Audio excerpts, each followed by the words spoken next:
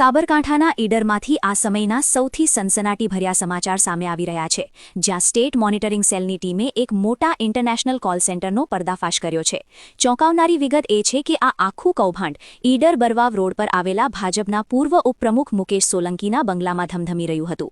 છેલ્લા 3 વર્ષથી online classes ચલાવવાના બહાને આ બંગલો ભાડે રાખવામાં આવ્યો હતો, પરંતુ તેની અંદર વિદેશી નાગરિકોને લોન આપવાની લાલચ આપીને કરોડો રૂપિયાની છેતરપિંડી આચરવામાં આવતી હતી. એસએમસીની ટીમે આ બંગલા પર સતત 15 કલાક સુધી દરોડાની કાર્યવાહી કરી, જેમાં ટેકનોલોજીનો મોટો જથ્થો ઝડપાયો છે.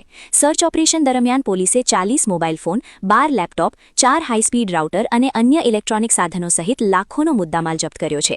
આ સાથે જ ઘટના સ્થળેથી 10 આરોપીઓની અટકાયત કરવામાં આવી છે અને તેમની મોંઘીદાટ લક્ઝુરિયસ કાર પણ કબજે લેવામાં આવી છે. આ ઘટનાએ સ્થાનિક પોલીસની કામગીરી સામે પણ મોટા સવાલો ઊભા કર્યા છે, કારણ કે છેલ્લા 3 વર્ષથી નેતાના બંગલામાં આટલું મોટું કૌભાંડ ચાલતું હોવા છતાં સ્થાનિક પોલીસ કેમ અજાણ હતી? ડોલરમાં થતી આ છેતરપિંડીના તાર વિદેશ સુધી જોડાયેલા હોવાની આશંકા છે. હાલ એસએમસી દ્વારા વધુ તપાસ હાથ ધરવામાં આવી છે અને આગામી દિવસોમાં આ મામલે અનેક મોટા ખુલાસાઓ થવાની શક્યતા સેવાઈ રહી છે.